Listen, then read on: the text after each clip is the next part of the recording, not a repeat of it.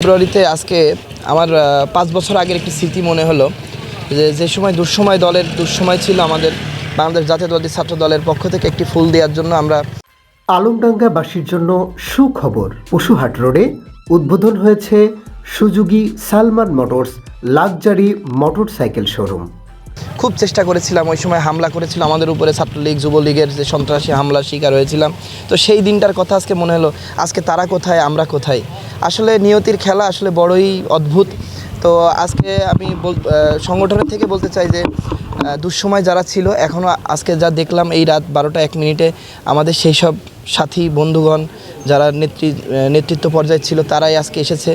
তো যাই হোক, সকলকে ভাষা শহীদদের আত্মার মাগফিরাত কামনা করি এবং যারা আমাদের দেশের জন্য যারা জীবন দিয়েছে তাদের আত্মার মাগফিরাত কামনা করি।